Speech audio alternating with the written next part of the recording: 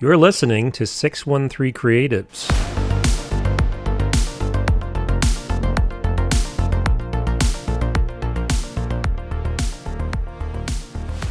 Here we are getting to know and connecting the filmmaking talent of Eastern Ontario. As always, a big thank you to our audience for tuning in, subscribing, and sharing this podcast with their fellow filmmakers. We aim to showcase the astounding richness of creativity that exists in the region. Check out our other episodes and let us know what you'd like to hear or if you have a story to tell. Our guest today has been an independent filmmaker ever since joining the IFCO, the Independent Film Cooperative of Ottawa, a number of years ago. She's well-versed in screenwriting and working in Super 8 as well as digital. She's been a strong proponent of Kino Ottawa and its francophone counterpart, having screened roughly 8 films with the festival. She's no stranger to telling powerful and personal stories, and her entry in this year's Digi 60 Festival is another such film. She's also finishing up her first broadcasting contract with Bell 5 in Gatineau entitled Comment ça va?, which she found to be a very enriching experience as an independent filmmaker. Please welcome to the show, Nathalie Rainville. Hi, Nathalie. How you doing? I'm good. How are you, Dan? Nice to see you. I'm good, thank you. I'm so happy that you agreed to be on the show. I've wanted to have you on the show for quite a while. I mean, I see Kino all the time whenever I'm there, and you're a huge supporter of it. Really grateful for that. So there's a few things that I'm personally very curious about. Jumping right into it is the IFCO. I've looked into membership myself. I'm very curious about it, simply because, you know, like when I started doing this stuff, I went to film school in the mid 90s, and that's how I started working with actual film. So you want to plug IFCO a little bit, like tell people what it's all about? So IFCO is an Independent Filmmakers Cooperative of Ottawa that's been around for, I like to say, over 3 decades. It still exists. And basically the concept and the mandate of IFCO is to conserve real filmmaking. So what they call real filmmaking, which is REEL filmmaking. So like the old school way of filming, right? Wherein you had to actually hope that you exposed your film properly and then wish for the best when you get the exposure back. But what's great is that they have an amazing space where you can do editing, and if you're a member, you can actually benefit from all kinds of workshops that they provide. Right now, I don't know what the roster is, but I'm sure if you go online at ifco.ca that you would find out a little bit more about what they're doing right now. And they're definitely looking for more members because it's a kind of a dying art form, you know, because digital has really taken over the filmmaking industry for good reasons, I guess. You know, progress brings us there, but I love the original way that we used to do film, because it gives you sort of a distance from the actual story that you're trying to tell. It's almost like watching moving photographs, you know, that's what it is, literally. Because you're working with actual celluloid, right? So it's really about considering like a form of filmmaking that is, I guess, dying off in a way, but in another way, it's about creating a space for people to make films however you want. And you can be an emergent filmmaker and be part of this cooperative. And the idea is that you're part of a group of people who want to create things for the sake of creating. Right. I feel like Kino is really become that for me, particularly because it doesn't matter what kind of medium you're bringing to the table, but you're accepted. That I wouldn't be making films today if it wasn't for IFCO and its mandate to encourage people to learn and to grow and to partake. My very first film screenings were at IFCO galas, and honestly, I wouldn't continue to be doing this if it wasn't for IFCO and now Kino, which creates a real space for emergent filmmakers. And I've always made films because it's a personal project or a passion project, really, as opposed to something that needs to be a career for me. But I've now somehow made it into a bit of a I don't know, I call it a side hustle. But like, Advanced hobby. a mini part-time career, I guess. I Yeah. don't know if that's how we call it, but that's what I call it now. And I discovered it totally by chance, by fluke, walking down Sandy Hill Street somewhere on a, lamppost. There was this like advertisement for a gala of local filmmakers. And I've always loved filmmaking. I love film, period. So I decided that I wanted to go because it was all about local filmmakers and films you wouldn't see anywhere else. And I've always been very fascinated by people who make films independently. Because it's so different than what you see mainstream, right? And it's always got a message that's different than the typical message you would read in a superhero movie, for instance. So I went to it out of curiosity, and that's where I met Dennis Birkin, and he was the president of IFCO at the time. And so his speech at the gala, because he opened every gala, and his speech at the gala was so moving, and it really spoke to me because what he said, and he always says this, he still says this at the keynote nights when we go, anyone can make a film was his main message. You don't need a lot of money. You can make a film with your phone. You can make a film. Of course, at IFCO was different because it was about real filmmaking. So you'd say, just come to IFCO, learn how to make real film, and take a workshop. It doesn't take much money to take a workshop, and we we have all the equipment available to you, and people there to teach you how to do it, and like even editing software for you to use, So that's how I got started, because I didn't have any idea how to edit. I didn't have editing software. I had maybe one laptop, and that's it. This is back in the early 2000s. So it just didn't exist the way it exists today, where everybody has a phone and can make videos on the whim, But what it taught me is the importance of learning by doing, as opposed to learning by applying theory or ideas, it was so helpful. And it was also encouraging because it made me feel like, well, if he's encouraging me to do it, maybe I should try, And so we became instant friends, and he became he became my mentor, really. Because Dennis has a big background in photography first, and then he became a filmmaker, and it was just the encouragement that I needed more than anything, was more because it's an intimidating field. Like there's so many people in it that have amazing talent, and it feels difficult to enter, into that space. And so my first workshop was with a female filmmaker, Pixie Cram, who taught us how to use the camera, but also how to come up with a story and a storyboard, like what is it you're trying to tell. And then we went out and filmed and tried it out. And at first I was really, really nervous because I thought, I can never understand all of these technical things, and exposure and, measuring and all that. It was very complicated when you're learning how to do Super 8 and filmmaking, but it's amazing. Yeah. It was an amazing experience. When you're working in film, it's almost more difficult, more challenging than when you're working in digital. Working in digital, a lot of stuff is already done for you. There's not a lot of legwork or as much, legwork or setup or preparation that needs to be done as opposed to film, because you're working with the physical. It's interesting that you say that, because my very first film I made for a feminist film event. It was about, really, I think the topic was erotica or something. And I did is it's interesting. What I did was more a story about being torn between two loves, like two people that you love. Right. And of course I didn't make it easy. So you had to film it in Super 8 was the requirement. And it was for Femnet, I think it was called. Femnet.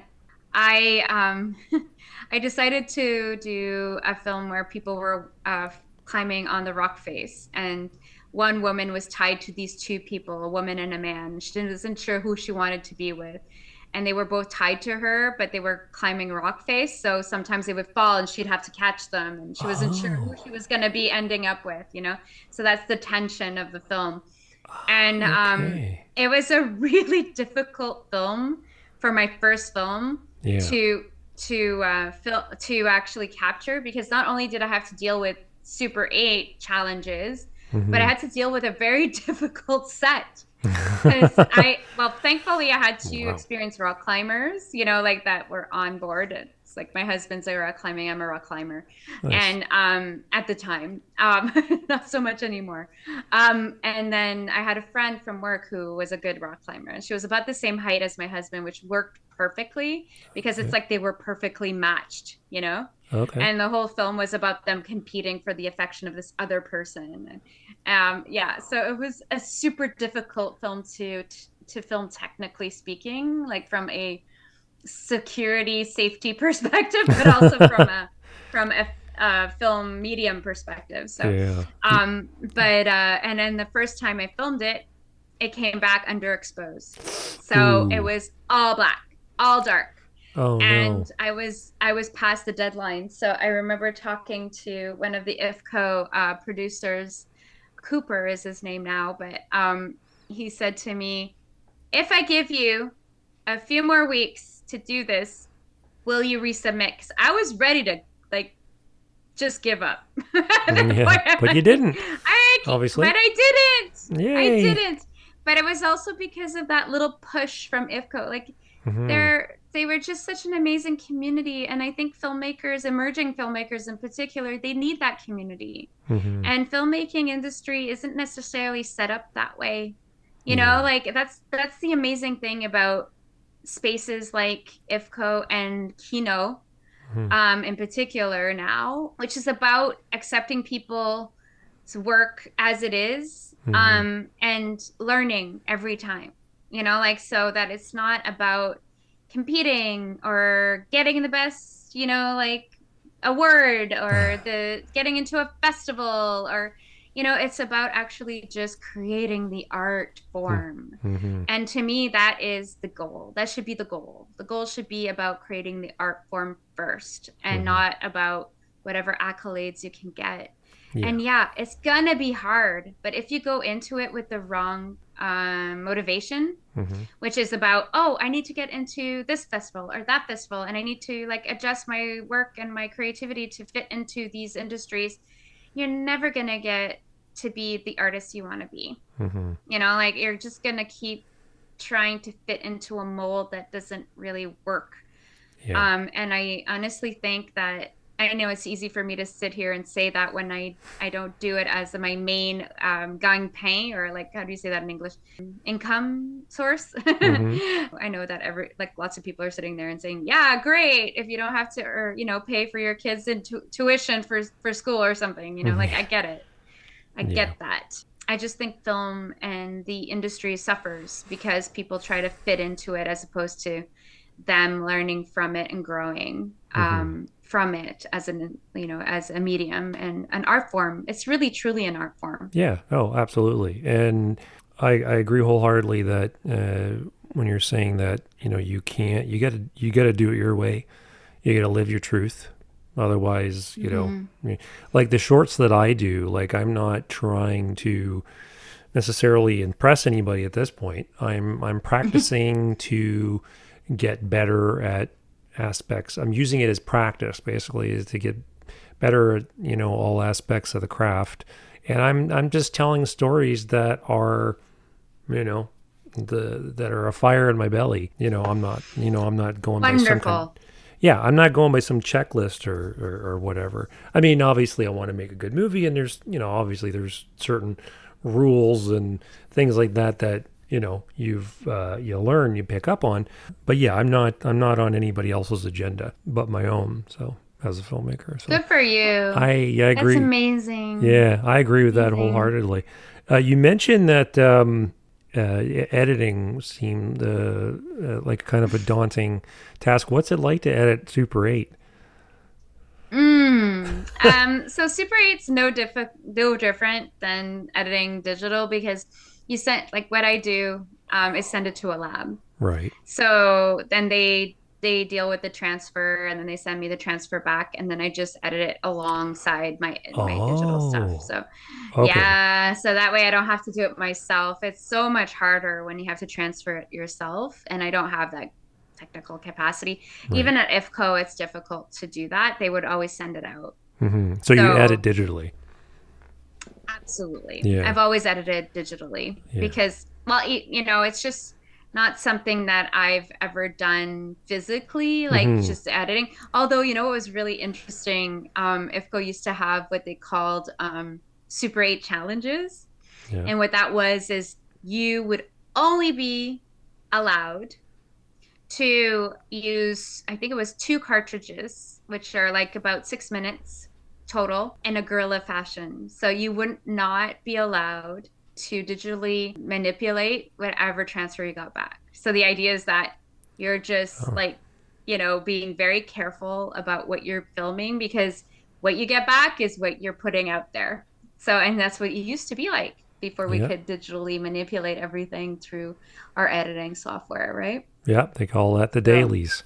When I was in film school, it was in the mid 90s, and back then there was no digital. It was 16 millimeter film stock, and and sound stock, and when everything was shot and sent off to the lab and it was processed, you got back the processed celluloid, and you had to run it through a flatbed, or a Steinbeck as they call it, the sound and the picture, and you had to get your picture lock, and you had to cut and splice and mark your scenes with grease pencils and all that kinds of things like that. Wow. And amazing. I have a certain, I love directing, but I have a certain passion for editing as well, because I've been through virtually every aspect of it. When I first started out in early high school, it was, the big TV cameras, and, the jog shuttle, Super VHS, yes, jog shuttle setups. I have one of those. Yeah, and the title makers. With the little VHS that came out, like, on the side kind of thing. Oh, well, even like this was Super VHS. This was, this was like the big tapes, the big cameras. The big ones. The big ones, yeah. Yep. And I had the mini one. Yeah. And I started with that, and then eventually moved to film, and then it was DV cam with the littler tapes, and eventually digital. Everything's digital now. But, I've gone through every different aspect of the craft. And to speak on digital, obviously digital is amazing, and I love it. And no matter what form I personally have done, it's always been, it's a pleasure to work. Digital is great. You can do anything with it. There's so much you can do with it. It's just so much more versatile and flexible. But there is just something about that physical analog, that gritty tangibility that you get with Super 8 and I guess Super I have 16. a hard time letting go of it, because the series I'm making now for Bell 5 TV on mental health has some Super 8 inserts, because I didn't want to, I don't know, I still have a love for the celluloid technique, and I guess Dennis is really willing to help me out. So he's my technical director on that side of things for the series. And what's great about what he's doing is he has a real artistic eye. So when he films the inserts, he really thinks about the angles and how it's going to look, which is different from the way somebody who's trained on digital would think, because when you're trained on celluloid filmmaking and Super 8 filmmaking, or 16 millimeter, or even 35 millimeter, you just think differently as an artist, right? You're thinking about angles, you're thinking about exposure, you're thinking about imperfection. And I think that that's what brings realness to an art form is when things are really imperfect. And that's why I really wanted to have that in this series, because when you're talking about mental health, nothing is polished. Nothing. Right. Nothing about anything we're doing in mental health is polished by any means. And it's very much a reflection of our society. And so to me, it was really important that when we filmed those pieces of what people are going through internally, which is my series is more about like what like walking through the a daily experience of somebody who's living with a mental health challenge, whatever that mental health challenge is. Right. So at different moments in the episode, you're plunged into their inner world, and that's where we bring in the Super 8 film, because what it does is it almost creates that nostalgic but also unreal feeling. It distances you, but at the same time brings you into it, which is a weird thing to say. I know it sounds contradictory, but really that's what photographs do as well, right? You feel distant, but you're also, you're captured by it, like you're like drawn in, like, Right. so that was my concept with the Super 8 in this series, was that I want to draw people in without it being fake. I want it to be real. Right. And so that's why we have that component to each episode. And this is the Comment Ça Va series that Comment ça va? Oui. Comment ça va? It's a French series for Digi. Sorry, I'm thinking Digi because Digi's coming up. But, for the Bell series, 5TV, they do have a whole French content piece that they're developing for Gatineau and Ottawa. Right. And so I'm doing the Gatineau side of it, and it's 5 episodes, 10 minutes per episode, with each person having a different story to tell. That's awesome. It is. It's an amazing experience. Yeah. Rewinding a little bit, you had mentioned to me earlier that you had worked with a songwriter for the soundtrack on the film that you were just talking about the love triangle. What was it to do the sound? What was the experience working with a songwriter to do that? This particular songwriter was amazing. Her name is Megan. Oh, her last name. I'm sorry, it's escaping me right now, but I can get it for you. But she was amazing, and really we wrote the song together.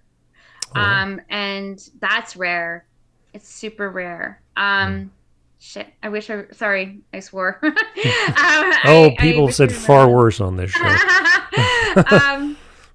Oh God, it's driving me crazy, her last name. Sorry. She's going to see this and she's going to be like, so she's going to be so mad at me. No, but she's really well known, but she's like more of a local singer. Oh, okay. She had such an amazing voice, and she was like recommended to me by a fellow filmmaker, and we worked so well together. It clicked right away, and we wrote the song together, and I wanted to have some French words in it, and she could sing them. Oh yeah. Which is rare for an English songwriter, right? So the name of the film is Tenir, which means to hold. And, you see it online somewhere? So it's on my YouTube channel. It's called Gray is Good. I can link it to the show notes if you want. People can come check it out.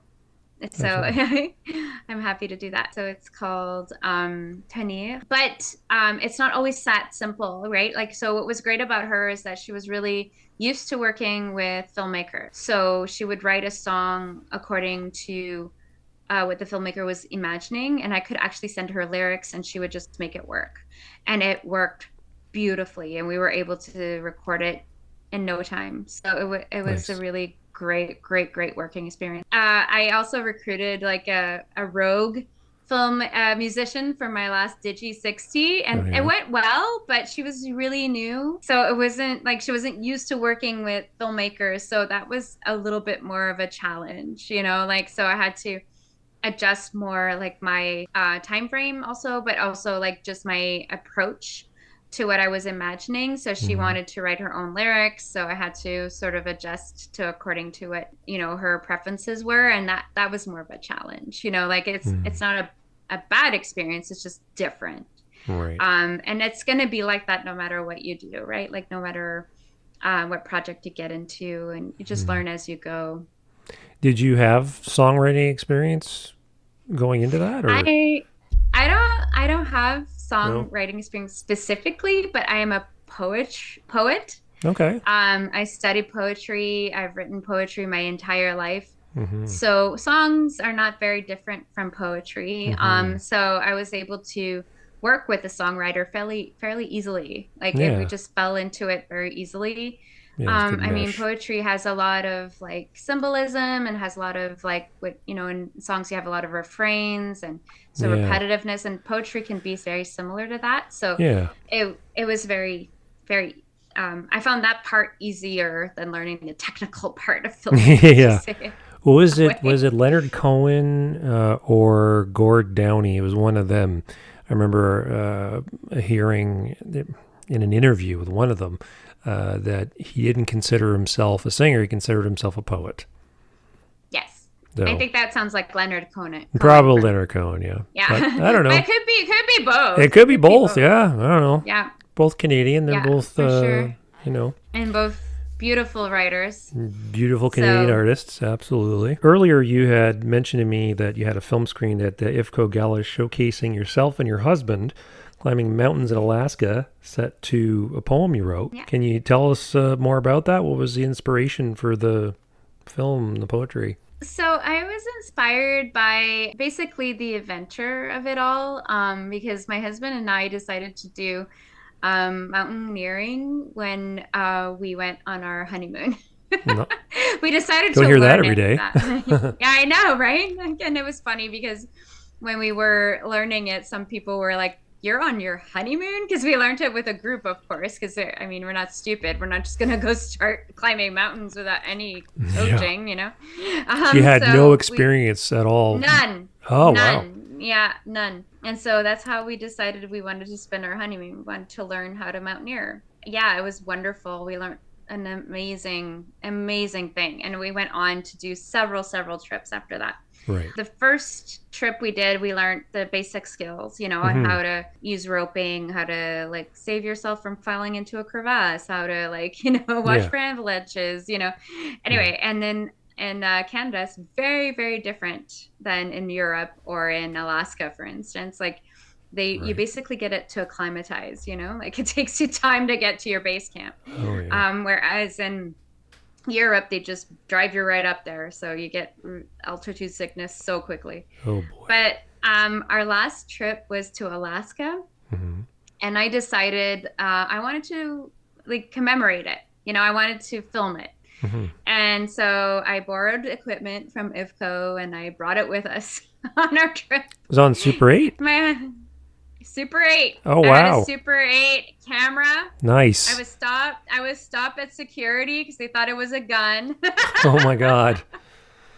How many years ago was this? This is several years ago. Oh, This was oh, my God. When was this? 2009? Oh, okay. Yeah. So, anyway. Airports were more a hassle. So then I also brought a tripod, and my, all the equipment you need to estimate exposure. There's this I don't remember what it's called. Light meter? A light meter. Yes, almost had it. I still have my light meter from film school. That's so good. I had a light meter and I had a measuring tape. I had all the stuff you need. Nice. And my husband hated me for it. He was swearing. He's like, "We're gonna have to carry all this stuff." I'm like, "Believe me, it's gonna make an amazing film." He's like, just grumbling. I imagine you're probably like, "What's this wee stuff? I'm gonna be carrying it all." And it ended up being me. Yes. So I captured all of the footage for this film during that last trip, and it ended up being our last mountaineering trip. Okay. So in the end, it was wonderful because I was able to capture it all on film. And the story, was based on a poem I wrote. And it was based on a poem, when I wrote the poem, it was more this idea of like what it would be like to lose someone who really meant a lot to you, and then trying to find them again somehow through different activities. So he is my main character in this film, and of course, and I like filmed him in many different scenarios and stuff. And of course, my voiceover like reads like basically tells the story about how I'm looking for him. I wonder where he went, and like how hard it is, and I'm looking for pieces of you everywhere. Oh, wow. And then when I screened it at IFCO, he was there, and everybody's like, "We thought you died." It's a commemorative video. Yeah, it's like a commemorative video of someone you love that hasn't died. Surprise! I'm still here. Yeah, surprise. He kept saying like, "Oh, I guess she wishes I did." I'm like, "No, never." That's your alibi in case he accidentally falls down the mountain. Yeah. Well, several years have passed since then, so I think we're good. Well, that's good. It's good to know. Oh, no, man. so that was the concept, like Right. So I've always made it film like on the side, almost like as a not a hobby, but more a passion projects, like, and I've always used it as a way to like channel my feelings and my emotions. And as much as it seems like it's a commemoration, it was also a love letter Yeah. to, the importance of him in my life, and how he's everywhere and he's in everything I do. And yeah, I think that film is about that. It's about channeling. It's like writing. It's like painting. It's anything you do to channel what your inner feelings are into the world, like in a way that is hopefully connecting with other people, because most of us have similar, nothing we feel is ever very much different from other people's experience, like everybody. One thing that I've learned through my art form is that it connects people more than it divides, like it brings people together to discuss. And I love to open up a discussion. And I think that that's what I'm trying to do with my art form, is open up discussion, open up ideas, bring new ideas, bring new, like topics of discussion to light. That's really what I'm trying to do with my work. Well, speaking of which, you're a staunch supporter of Kino. And Yes. Huge. Yes. Yeah, Big fan. There's no doubt about that. I am too. You've got roughly about 8 films at Kino. What are some of the ones that you're most proud of? I would say one of the ones that I love the most, which was probably the easiest one to make. Well, easiest in terms of needing no actors or anybody to be involved, Okay. And I made it with my iPhone, so it was super easy to make. It was a film that was devoted to the memory of my cousin who committed suicide in 2018. And all I did was film images of me walking in the forest, and then images of like pictures of her and I as kids, like different pictures. Oh, wow. And at one point I was riding my bike down the path. It was like around April, which is weird because I made this right around her birthday, which wasn't necessarily planned. It just happened that way. And that to me is symbolic too, like of creation. When you're really attuned with your own inner creativity, you're actually healing yourself at the same time, and things align like that. I really believe that. There was 2 that, how like along bike paths you can see geese and like their little babies. So like just, around April, there's a ton of them. So I was riding my bike like right along a bike path in Hull, and there were 2 babies like right by their mom, and they were just like, like toddling along together, just the 2 of them. So I just stopped and I filmed them with my phone. Nice. And it became part of the film. And I'm really proud of that one, because I set it to a song that my cousin and I used to sing together as kids, called it's the Turtles. It's called Happy Together. We used to Happy sing that together. all together. Mm-hmm. Yeah. So I slowed it down so that it's like almost, and when you slow down like the instrumental version of that song without words, it actually sounds almost ominous and scary, and freaky. And I really wanted that piece of it in there because it is really sad and somber, this film, because it is an amazing loss to me. It's like losing, well, my cousin and I grew up almost as sisters. Oh, wow. So she was a very close member of my family, and it was really hard to lose her. So that was my favorite film I've ever made for Kino. Yeah. Because it meant a lot. Yeah. Yeah. Well, I'm sorry for your loss. It's never easy. No. I assume all of these works are on your website that people can see? Yep. Yeah. Absolutely. Okay. Awesome. Yeah. I'm gonna check these out. It's a YouTube. It's a YouTube channel, not a website. But I'll send you it so you can put it in the show notes if you want. I include it in the description when it goes on YouTube. In similar fashion, you mentioned you had a film in this year's Digi60 festival, which was derived from a similar incident in your life. Can you elaborate on that? Yeah. This particular film is incredibly personal for me. And I was really proud to make it. And thanks to amazing collaborators, Vincent Valentino, who was the camera person and cinematographer, amazing photographer. We made an amazing film. Stéphanie Lalonde was also amazing. She helped me co-direct it. And Dahlia Lesh is the actress in it, and she's an amazing interpreter of the concept. So it's based on a poem I wrote at 3 a.m.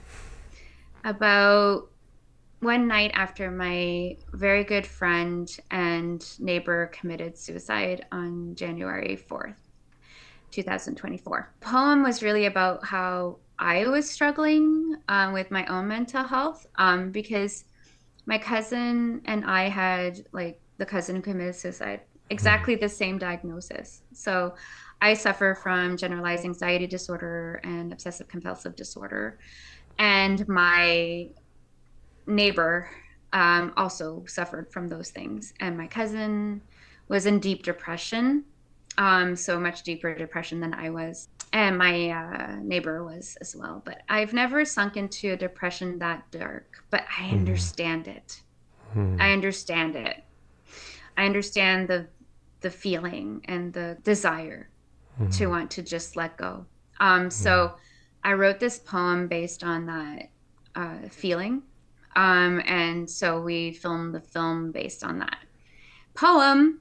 But how do you make a freaking Digi60 film on a poem that's like I don't know, 10 stanzas long? It's like really not long, so I had to add narrative. And it was not easy. Our filming was much easier than my writing afterwards. So the hardest part of this film was the narration, so like the voiceover, because I had to add more description and more analogy to accompany the images that we had filmed.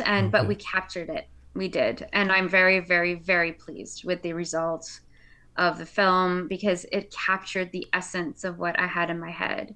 And basically what I had in my head is this feeling of a woman submerged. And that's the name of the film. It's called Submerged. Okay, right. And it's this feeling of feeling like you can never come up for air. You're always underwater, always submerged, always being pushed under the water, and never being able to come up for air, never being able to get out from that despair. And so the images are amazing that way. And so we really captured it. Not easy filming underwater, especially in late September when we did it right before Digi started. Like, challenge, right before.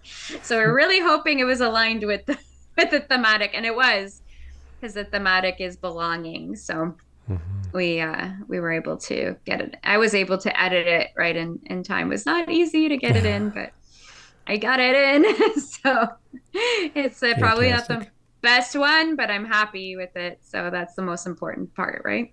Right. As long as you feel fulfilled. Absolutely. Absolutely. I wish, this episode of the podcast won't come out until Monday. So it'll be after your film, unfortunately.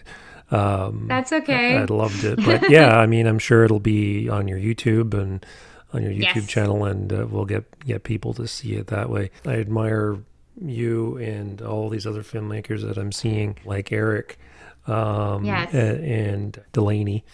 Oh my God, Delaney. I love him. Us Kino people are really striking out on into the emotional, personal stories, and there seems to be a lot of them coming out lately. And I have to say that's kind of rubbed off on me. I haven't done a personal story. Most stuff that I've done has been played for laughs, and last one was a little more serious, but nothing deeply personal. No, I haven't had the bravery to do that. But with yourself and Eric and Delaney and these other colleagues of ours that are coming out with these deeply personal stories, I'm finding it very inspiring.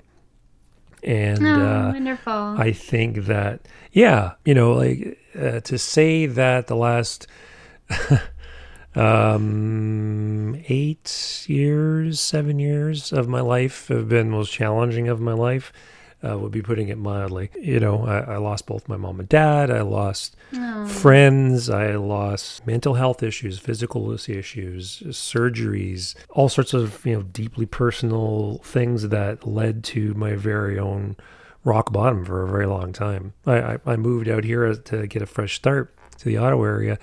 And Kino, I heard about Kino, and it re-sparked my love of film, and it actually pulled me out of that rock bottom. That's wonderful. Yeah, and at some point, you're going to see a film at Kino that will go into more detail in that regard. I may be coming out. That makes me happy. Yes. There'll be a few more fun things, but yeah, at some point, I've found myself inspired by filmmakers such as yourself that are able to tell these personal stories and really make something that people can identify with. And it's amazing how people feel connected to you when you do put yourself out there. People are afraid to do it, but there's no reason. That's right. The worst that can happen is that somebody's a jerk about it, and then you can brush them off because they're not ready to receive your message. And that's okay. It's okay. You just be yourself, be genuine, express your art how you want, and it'll heal you. I think that's why Kino is so good, because it brings people together to help us not only express ourselves but heal ourselves too. And that art does heal. It's amazing for the soul. Yeah, and that's why I say it pulled me out of my funk because it was such a supportive community, like a little family, and I've seen it is a family. Yeah, exactly, and I see how amazing it is when people like yourself and Eric and Delaney, they put out these very personal stories and stuff like that, and just how welcoming and how it touches people, and how much they can identify with it. Somebody said at Kino one time, he says, we come here not just for the laughs and the camaraderie and everything else, but making these films is also like therapy. Yep. And it is. Yeah, and I'm finding that for too. Me. It is for me for sure. Yeah, It's helped me work through some really hard stuff. So yeah. No, I hear you. I'm no stranger to battles with mental illness myself, but like I said, I've been a little gun shy to go down that road, put it out there on film. But it's so, that's why I say it's so nice to see other people doing it and how welcome it is in the film community. So I'm like, oh geez, okay, I can do this too. I can put put that out there. Yes, you can. Yes, you can. Please do. Well, I can't absolutely. wait to see it. Won't be tomorrow, but or the next, but in the very foreseeable future. So yeah. Well, know that you're not alone. If you need help or support, there's a whole community here for you. Absolutely, starting with me. yeah, and yeah, I just like on my last short film that I did, my sound guy was Ken Bowman. He was my second guest on this podcast. We've become fast friends, and I met him at the first filmmaker social that we had at the Royal Oak. Nice. And I just pushed myself to get out there and socialize. I don't know anybody in Ottawa, but I'm going to go out there. I'm going to do this, and and it's it's paid off. And in doing this podcast too, I mean, it's just been such an amazing experience meeting such talented people and amazing people, and I'm just connecting and networking and that's, I mean, it's been great. It's been amazing on so many levels. So. Well, I'm so flattered to be counted. Thank you. Absolutely. So, and speaking of all that, of personal stories and mental health, I'd like to hear a little bit more about Comment Ça Va. Oui. Tell us like the experience and the kinds of things that you're putting out there. So this series is like a godsend to me. It's like my dream filmmaking job, honestly. And I haven't studied filmmaking specifically, so I only came upon it. I do have an undergrad in communications, so I understand media and I've been a writer such a long time of poetry and creative writing, but only self-taught, that I didn't technically study it. But what's amazing about what Bell is doing is through the CRTC mandate of creating community content, that's related to the community, they are actually creating a space for emerging filmmakers to actually propose projects. So that's how I came upon it. It was actually through Kino that I learned about this, and it was Vincent Valentino who actually connected me with a Bell 5 TV producer who was looking to create French content. And at first I wanted to do something artistic, how to heal through art, and a little bit more like similar to what I've been describing all along in this in this interview. But really, he says, oh, we've tried that before. It doesn't really connect with people, So I said, what about mental health? And, Bell 5 has a whole Let's Talk sort of like program that they do in the office space or in the, I think that's what it is. Workspace or workplace. Yeah. They do it a lot on social media too. Yeah, exactly. Yeah. They're very active that way. I think that they're one of the biggest donors to mental health globally. Well, they got enough money. Yeah, for sure. Yeah. So because this is really close to me and really something I've always worked on in my art, I proposed something along the lines of, what if we did a series about mental health, and every day, every episode's about walking through a day with somebody who's living with a mental health issue.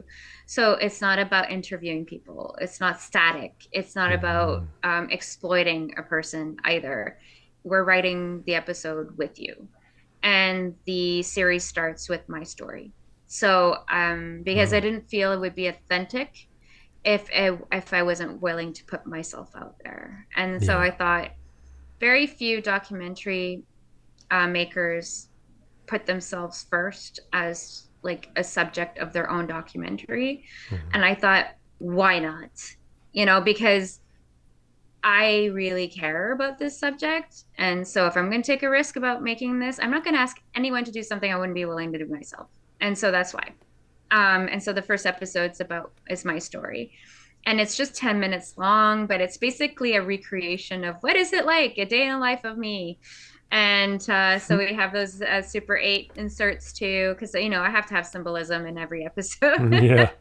And so far it's going super well. They really love the first Awesome. episode. So we're hoping, we're working on the second one now and just finalizing the edits. And we've done all the filming. So the editing is finishing up. One thing that I have learned though that takes time is if you're going to film in Super 8, make sure like budget for more time because it takes a long time to get it developed.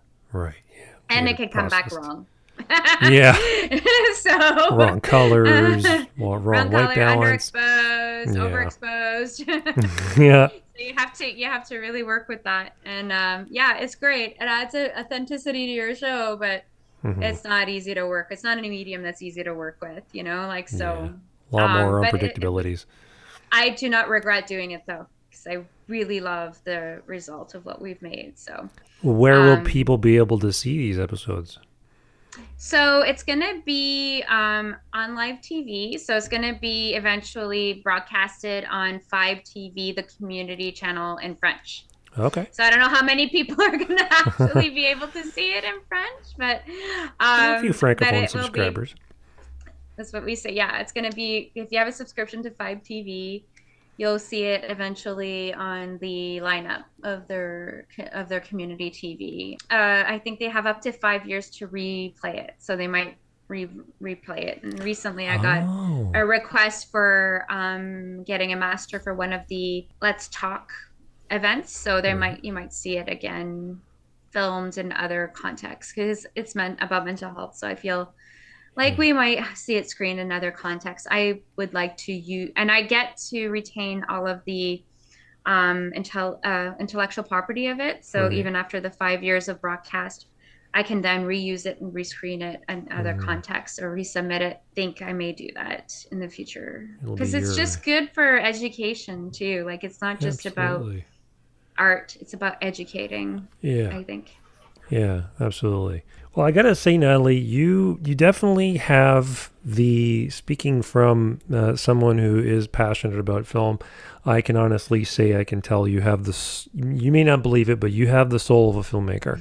Because people who are not cut out for this, one big mistake that they often make is when they're making their films, they don't care about the visuals, they don't care about the symbolism, they do what they call talking heads.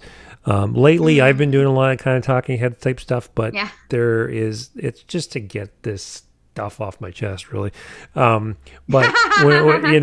and there is an underlying message or whatever. The number one rule in film is you show, don't tell. Otherwise, it's just a radio play, right?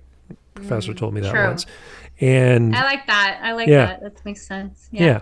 And from what you're telling me, from the stuff that you've done, is that, you really go for the symbolism. You really go for the visuals and you let the viewer figure it out for themselves. And that is key. Yeah. You're not spoon feeding people the information. Yeah. And I don't find that spoon feeding is interesting. No. It's boring. No, exactly. And art is not meant to be boring. Yeah, that's right. To be interesting. Absolutely. Engaging. Some people might accuse Quentin Tarantino of being like that, or just talk.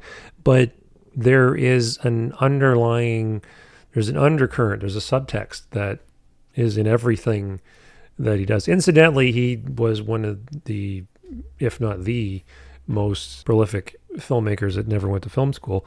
Robert Rodriguez being another one of them. James Cameron didn't go to film school for a long time. I'm pretty sure he did end up going. But for the longest time, he was a truck driver, and then he was a special effects guy.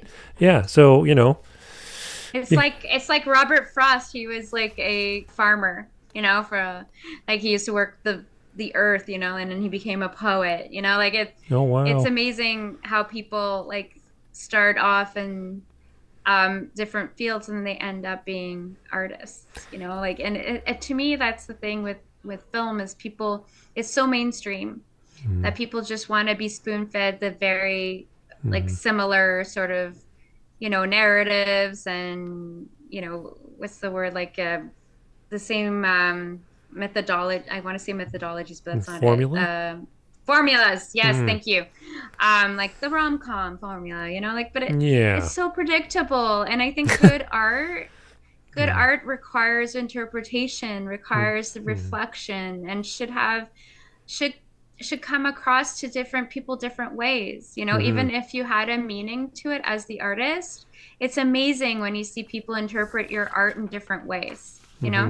Like what I meant was this, but maybe you see something different in it. And that's what Kino does. It does that. It creates that space where people can interpret films different ways, and I think that's a beautiful thing. And I notice that at Kino every time that, someone will say, oh, I got this out of it and I got this out of it. I mean, I know we can always depend on Dennis to give his interpretation. If you're out there, Dennis, we love you. We love your interpretations. We absolutely love your support, man. Big heart. Absolutely. You had mentioned that, it's amazing how, people feel like, they have all this education and background in a certain area, and then they end up being filmmakers or what have you. Michael Crichton, before he started writing, was a medical doctor. He went to medical school and he was on the fast track to being a doctor. Yes, I heard that. Yes, and people are like, you're quitting a career as a physician to be a writer? Are you insane? And then what does he do? He writes Jurassic Park and all, he's a world-class best-selling author. Huge. So you got to follow your passion, Yep. I was in IT for 25 years, and I thought, you know what? It got to a point where I was like, I became very disenchanted with the industry. I could no longer ignore this voice, this driving force that's, pushing me over here to do what I love to do. And so I made the leap. I've said this other times on other podcasts, but when you are doing what you love to do, you're creating that law of attraction. And things really do come towards you if it is what it is you're meant to do. So just throwing that out there. I agree. I 100% endorse that. Awesome. Your endorsement means a lot to me. That's fantastic. Thank you, Nathalie. Thank you so much for being on the show. It's been my pleasure, truly. Yes, thank you so much for sharing your stories. I know some of them were very personal, maybe not the easiest to share, but I think they're amazing. And I encourage everybody to, check out Nathalie's stuff. She's very talented. Her stuff will move you. I've seen it at Kino myself. I know firsthand. And yes, please send me some links that I include in the description when this releases. And all the best of luck in your future filmmaking journey. Thank you so much, and feel free to reach out anytime. Absolutely. Thank you to our listeners, our subscribers, our viewers. As I mentioned, please share this with your fellow filmmakers. And we will see you in the future.